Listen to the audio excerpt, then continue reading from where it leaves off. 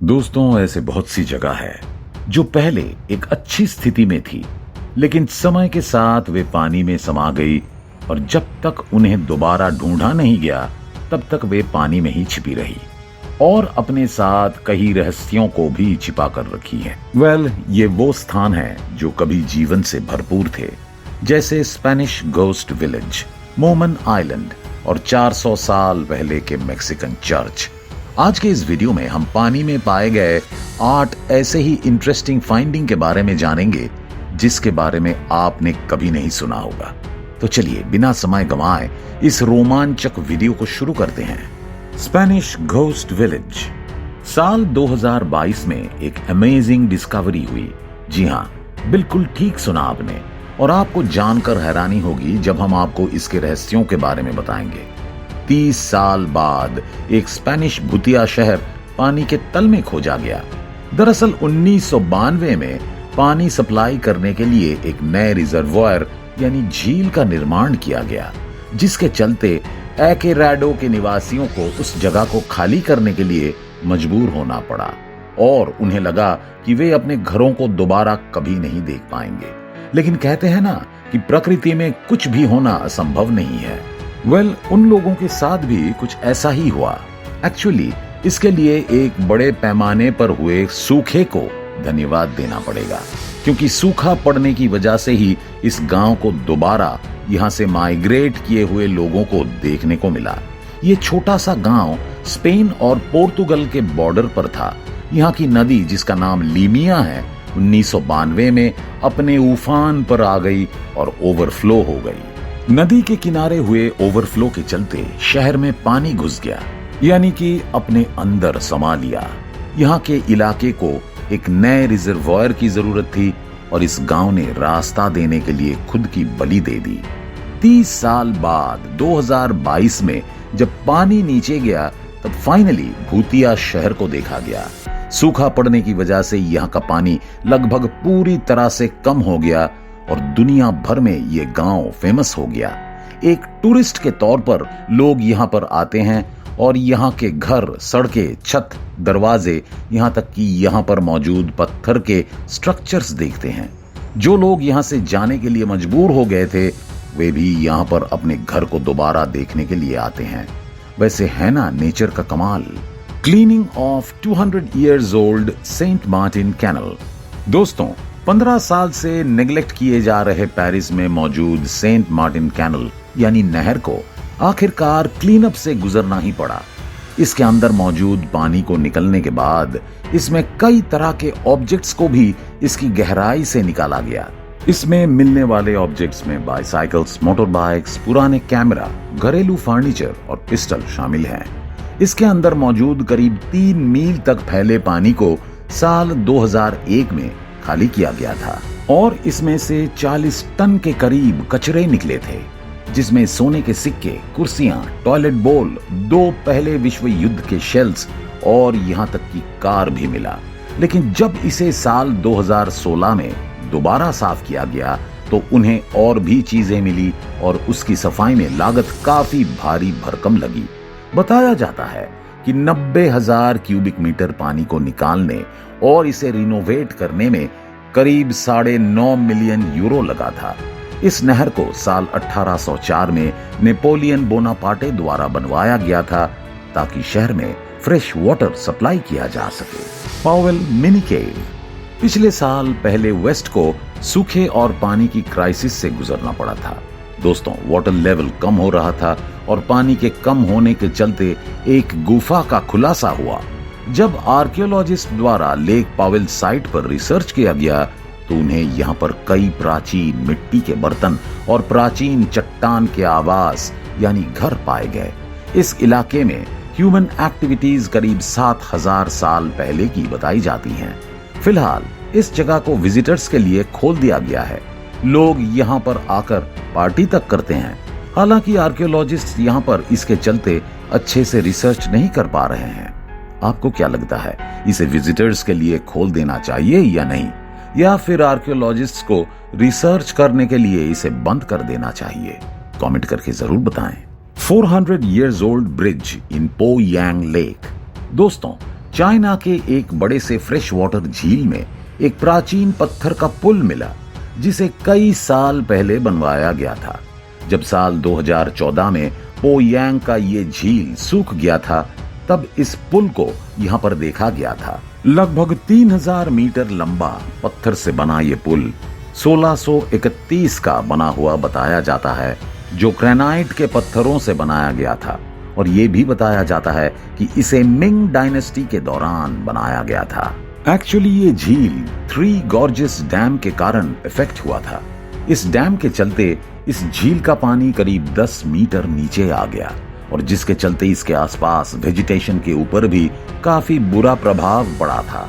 इसके अलावा साल 2012 में पक्षियों को फीड करने के लिए बाजरा और मक्का के दाने भी डाले गए, क्योंकि गर्म मौसम में सभी पक्षी यहीं पर ब्रीडिंग करने के लिए आते हैं। मछली कम होने की वजह से लोकल मछुआरों को भी काफी नुकसान झेलना पड़ा था।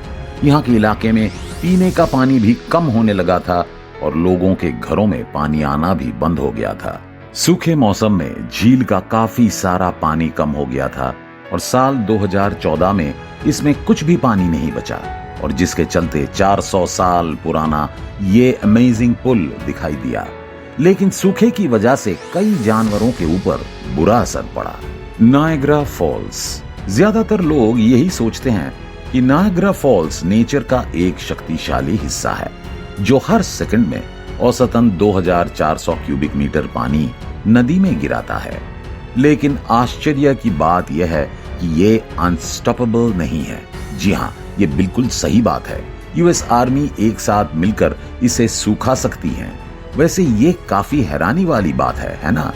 हम ऐसा इसलिए कह रहे हैं क्योंकि उनके द्वारा साल 1969 में ऐसा किया गया था, जब उन्हें कुछ काम कंडक्ट करने की जरूरत थी। नायग्रा फॉल्स से नदी में गिरने वाला पानी ओवरफ्लो होकर कई और जगहों पर चला जाता था। सदियों के इरोशन से फॉल्स के बेस पर मौजूद चट्टानें एक जगह जमा हो रहा था, जो नेचुरल फ्लो यानी बहाव को बाधित कर रहा था। इसलिए यूएस आर्मी कोर के इंजीनियर्स ने उस लैंडमार्क पर एक डैम सेटअप किया और सभी पानी को अमेरिका की ओर से कनाडा की ओर डाइवर्ट कर दिया। जब फॉल्स सूख गया, तब टीम को 2 बॉडीज मिले, जो एक आदमी और एक औरत की बॉडी थी। हालांकि उन्हें पहचाना नहीं जा सका। इंजीनियर्स ने अपना काम जारी रखा। उन्हें और कोई बॉडीज नहीं मिले। उन्होंने अपना काम खत्म किया और पानी एक बार फिर अच्छे से फ्लो होने लगा। The dinosaur footprints. दोस्तों, साइंस की मदद से हमें ये पता चल गया है कि एक जमाने में इस धरती पर डायनासोर का राज हुआ करता था, और इसमें कोई हैरानी वाली बात भी नहीं होनी चाहिए, क्योंकि हमें आज भी उनके फुटप्रिंट्स मिलते हैं। वे थे इसलिए उनके फुटप्रिंट्स मिलते हैं, वरना महीन। तो ऐसे ही एक जगह और डायनासोर के फुटप्रिंट्स देखने को मिले हैं, और वो जगह है अमेरिका का टेक्सास शहर। जी हाँ, पिछले साल ही एक नदी के सूखने पर ऐसा नजारा देखने को मिला।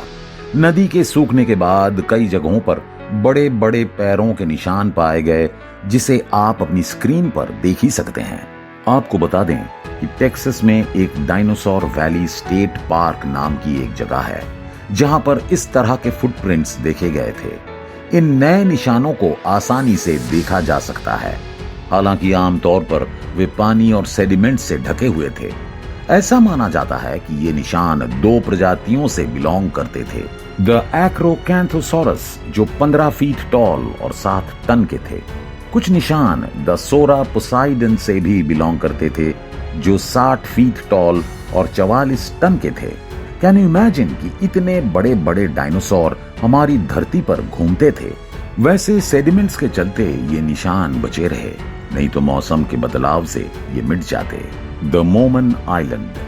पिछले साल फोल्सम बेड झील काफी हद तक सूख गया, जिससे मोमन आइलैंड जलमग्न हुआ शहर एक बार फिर से उभर आया। विजिटर्स आसानी से यहाँ के बिल्डिंग फाउंडेशन, ईंटें, टूटे हुए मिट्टी के बर्तन और जंग लगे नाखून को देख सकते हैं, जो कभी इस मोमन आइलैंड का हिस्सा हुआ करते थे। आइलैंड पूरी तरह से जलमग्न था, लेकिन उस समय ये छोटा सा शहर कुछ मायनों में फला फूला था। मोमन आइलैंड ग्लोबल रशिया में सबसे बड़े शहरों में से एक था। मॉर्मॉन बटालियन के 2 मेंबर इस एरिया में सेटल हुए थे और इवेंचुअली ये होटल्स, घरों और दुकानों से भी भरा था। इस शहर की जनसंख्या करीब 2500 के आसपास थी। ऐसा भी कहा जाता है कि इस शहर में स्कूल्स, सलून और यहाँ कई तरह की दुकानें थी। लेकिन आग के चलते ये शहर पूरी तरह से तबाह हो गया। उसके 1 दशक बाद ये शहर दोबारा मिला। हालांकि शहर को फिर से रीबिल्ड नहीं किया गया और जब साल 1955 में फॉल्सम डैम बनाया गया तो पूरा इलाका बाढ़ से ग्रसित हो गया और दोबारा इसे कभी नहीं देखा गया। हालांकि सूखा पड़ने की वजह से ये अमेजिंग साइट लोगों को दोबारा देखने को मिला। 1000 श्राइन ऑफ शिवलिंगा। दोस्तों, अगर आपने साल 2018 में सिरसी में विजिट किया होता तो आपको शमाला नदी के रिवर बेड पर एक प्राचीन साइट देखने को मिलता जो सिरसी के करीब 17 किलोमीटर दूरी पर मौजूद है।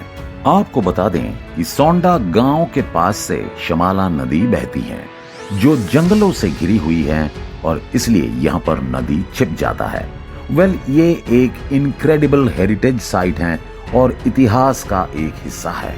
एक्चुअली में शमाला नदी के तल में काफी पत्थर है जिसमें बड़े आकार के पत्थर भी है। वहीं पर एक ग्रे कलर के पत्थर पर शिवलिंग बनाया गया है। इतना ही नहीं दोस्तों, यहाँ पर करीब 1000 से भी अधिक शिवलिंग मौजूद हैं। इसलिए इसका नाम सहस्रलिंग पड़ गया। सभी शिवलिंग को काफी अच्छी तरह से बनाया गया है। कईयों में तो नदी को भी बनाया गया है जिसके बारे में शायद बताने की भी जरूरत नहीं है। दोस्तों, उम्मीद करते हैं कि आपको ये वीडियो पसंद आई होगी। अगर वीडियो अच्छी लगी हो तो इसे लाइक और शेयर जरूर करें और इसी तरह के इंफॉर्मेटिव वीडियो देखने के लिए हमारे इस चैनल को सब्सक्राइब भी करें। फिलहाल के लिए इस वीडियो में बस इतना ही।